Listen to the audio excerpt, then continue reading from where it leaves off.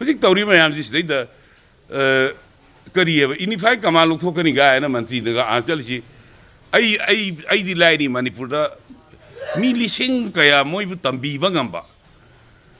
akoi ngasi gi samaj da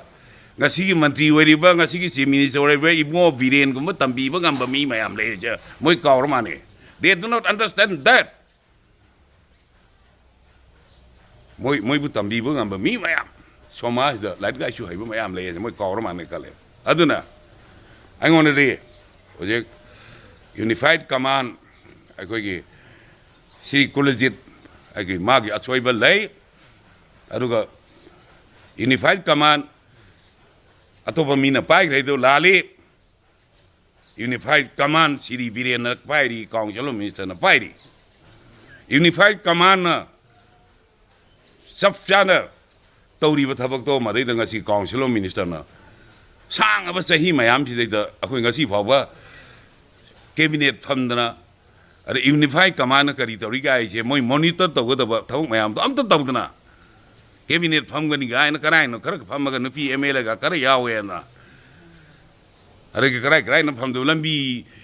aku ingat lambi kari apa jatra hule lambi kara same ni gaya ba ada cabinet tu nufi ya karak tahu ga tahu ibu bawa ini uyam. They are considered not to be very much serious of this particular issue. Leibak mutpa yaraba, leibak mutpa yabagi tangkak lakan da. Aku ini, kami na yang serious way mana ude. Nanti jana tabak tongam de, sarkar sih na kari tahu re, kari tongam de. Aduna, aku ini masih, aku ini, ontong na, aku ini leibak tiba hai baduni. Aduna. Akoi ai arui boina ai last akoi point ai thamjage madudi matama mata sahi tare khundak pada ore hanu ki land da koi nu ugre this land nasi songri land it is quite clear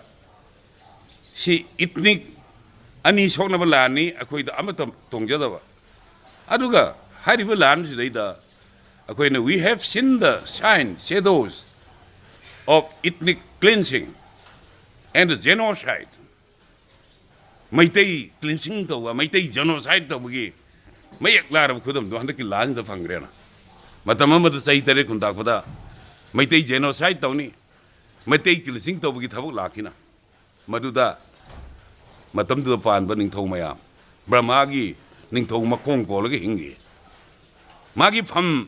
Kona Honakanda, Maitai in a cleansing to the genocide to Rokanda, Maitai Masamiam. 1890 to 25th. Makong kole hinge. Ngasi ju lengak ado adugi pangkak da. Tabuk tahu matam nati. Aku maduda manga hayat pengaman yang tahu macam yang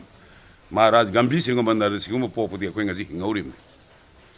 Manipur tu aku yang tiang nak rena. 1870 tu dah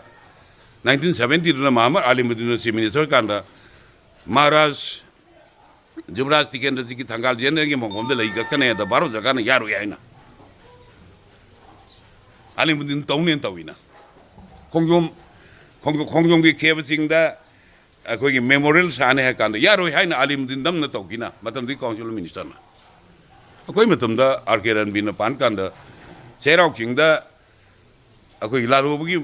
kari samadhi ma sabdo kari koi kari mongpam memorial. Aduh, baru sekarang lokto hai na. At the time, I happened to be the law minister. Lokto hai. Dismantle to tahun kan. Aku tahu ni tahu ina. Kau ikut lagi na. Roman dah hangyai na. Sanjima mungi kan ada hangyai na. Matam tahu kita. Aku tahu ni. Hai na. Ani matang dara dah bino aku amuk manti aku kan. Aku narol tinggi dah aku. Jangan administrative fee ni na. Aku sorry. Kari unitary ceasefire law to kene tham law to in. Baru sarkar na madu aku idakar nuai tuntaw. Aku itu tahu ina. Why? Manipur mutpaya bagi tanjala apa? Aku aru iba tangka amagi lala kanda. Kari ngasi lady ba government sina kabugi makada jati si mutlaba makong ko ni hingbudo ni hingador. Thongna fana thengna biyo akoi kana gi international te kana gi international te ꯑꯩꯈꯣꯏ ꯅꯨꯡꯊꯤꯖꯅ ꯅꯨꯄꯥꯗꯣ ꯃꯌꯥꯝꯅ ꯍꯥꯏꯔꯤꯁꯤ ꯅꯨꯄꯥ ꯊꯣꯛꯅ ꯊꯦꯡꯅꯕꯤꯌꯨ ꯍꯥꯏꯕꯅꯦꯕ ꯅꯨꯄꯥ ꯊꯣꯛꯅ ꯊꯦꯡꯅꯕꯤꯌꯨ Guldeep Singh se lai a sargadagi thadaraga government sida noi mathakta rule toruro noi mathakta chalairon thadarakuna it's a creation of this government itself. Lairiba Sri Birena lead of a government magi MLA Singh magi mayam haitai my team se the treasury bench haidi sigi government support or mayam Singh sigi ayab loroga cabinet decision loroga puthok about the Guldeep Singh ne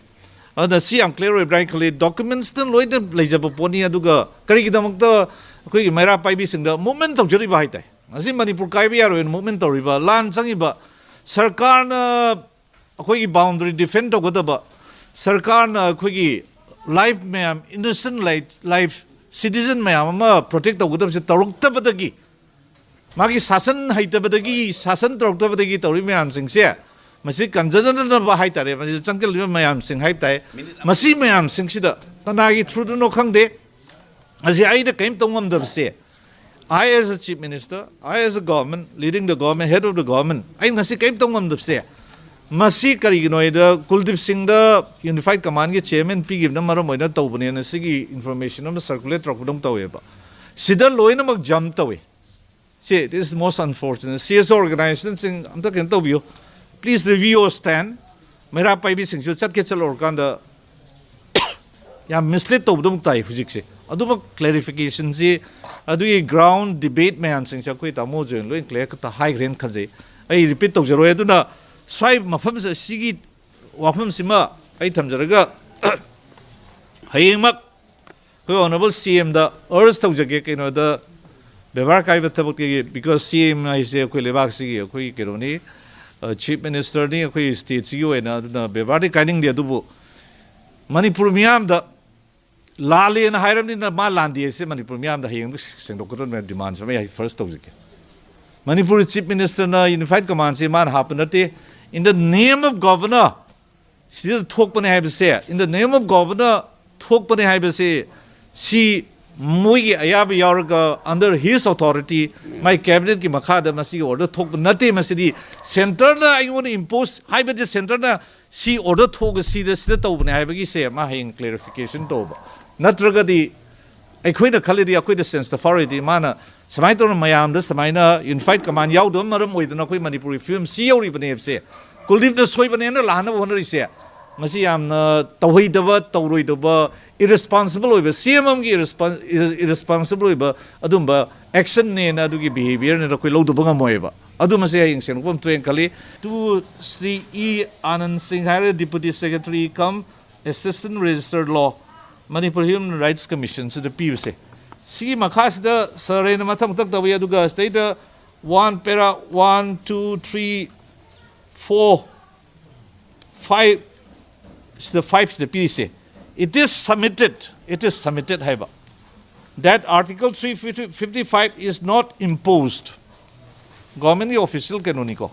imposed and accordingly the state government of Manipur only is responsible for the maintenance of law and order and not the government of India I see I'm saying a PFC this is a canoni government official canoni aduga yung khaibam haiba malum Imphal West ki sina RTI thaba matamda moina PV se content to maruoiba ke no sida I haijare ko it is intimated that article 355 government of India gi ko is not imposed and accordingly the state government of Manipur only is responsible for the maintenance of law and order say see government of India gi sigi Narendra kenoina Gautam Maiba sigi deputy secretary to the government of India CPIO CPA ba adu go ngarang akhui gi opposition gi myam ten party gi keno du ngarang CM the request ga unaba changui hai adu aina tajabadi akhui na ngasiba maintain the with article 355 say Manipur impose to de ba chatte ba adu somda congressy leader president yauna magi wari sing hai de matam tang laukan da di article 355 is sontang na haitare officially released to dinati yam solab na se article 355 se koi chatni haibi wafam se CM na panbadu na tawira haibi wafam se tholeba that is the sense ꯑꯗꯣ article 355 ꯆꯠꯄ꯭ꯔꯥ ꯆꯠꯇ꯭ꯔꯕ ꯍꯥꯏꯕ ꯋꯥꯐꯝꯁꯤ ꯂꯥꯛꯀꯥꯟꯗꯗꯤ yes ꯃꯁꯤ ꯇꯁꯦꯡꯅ ꯆꯠꯇ꯭ꯔꯕ ꯍꯥꯏꯔꯒꯗꯤ ꯉꯁꯤ Indian ꯑꯥꯔꯃꯤꯅ ngasi kaushangeba forces mayam singda act tobu ngamdri se chattabana maram moi tawrira kainoida article 355 ta hairedi when there is a state of emergency either internal disturbance that external aggression lakta di government of India na intervene to bi aiba state ki oiro any tokanda maduda mateng pangba state to gi security ngak na be to lives mayam protect to non be to maduda koi ngak na be to see forces mayam sina bi ai adun moi to bi ai na haibaneba Somda I quite confused article 355 says sat brai wapam se sati hairam ni sati lotare but tobungam dab se ado amuksu satli haiba amuksu sati hai wapam se karin si mas koi honorable CM na officially si sengdok pio si amaruoib rank khali ke no da yam lorei ri hujik se kausan gi ba mayam am na na koi CM gi statement da ngasi central gi forces mayam sangri mayam se fence sitter oina yeng na bai leibna te na wafam samana pangi steru degi one of the my statement gi part am ni ko mase noina disidu ke no to godam ne da why he is saying it only now na ga ke to le ge thama pan sujalak pa sida mihan mi pun continuously torok pa hujing more khoi na control tongam de ngasi surasan por khoi control tongam de adagi kangpu ge khoi control tongam de sida kana da scenery ge wafam de ne why there is this buffer zone me am le ba adagi mayam am moigi laloba mayam sangsigi leiba mayam kem sadna khotna banka mayam toriba ade akhoi police man masangba matamda moigi jaga ne hariba jaga sing jida noi changba yai ade na sanghandriba surasanpur da khoi mayam am bus service mayam to kana moi kana nom na asar philosophy kam noi hangon halaliba sida khoi government kaim tongam da wai se manipur ngai brang ak sabai wafam se am chang le bojik se ai khoi da di feel tori manipur ngak pas ngak train lo we bojik di Manipur ki boundary da to gadab ne koi ngasi koi village volunteer force na ngasi ngakse se moi le kai ne moi village ni moi khung ngakse bare ba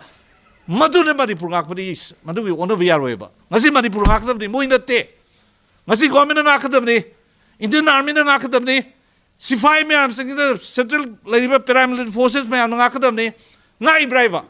ngasi koi boundary da moi chang e hai me am sing se moi ngak pa ngam brai ba moi ngak da tro cookie militants na hai ba Mapani from across the border, me amam changi absolute parliament thamgre home minister thamgre kadak thamgre thamdaba mi yauk deba si me amse tawri ngasi fight tawri braiba ngasi su violate tawri sathai me amse je moi si curtail tawno no si stop tawno bi government of India na kai tawri ngasi Manipur government kai to wafam si ngasi khoi nei nde yaroeba su no people of Manipur demand akoi se on demand tawri ngasi su suspend tawgira ngasi han dokira action loy ngasi ba kudak take action immediately. She lobam draga mayam the talk engine toroga diversions mayam toroga movements magan basing ngasi loiron Manipur movement mang ba samareba ngasi Manipur kananda be da ngasi Manipur boundary ngang na be da ngasi changjan gi CS organizations sing mera pai bi sing miana changjan movement ja kai chakra ge be ngasi they have all been diverted ngasi mayam se loi mang ngreba si mang na ba sin ba se tau ganu hai ba do ai ngasi gi government dai hajari warning tawrieba don't divert the issue. Manipur kalo. Ngasi dang ngarang dang ngasi ekoi Manipur nung siba sana mong torok pa siya. Stop this. Mayam na miyam da di ekoi da di masi karamba ano ba drama o idoy no isi masi mayam hang na ebo ziksi.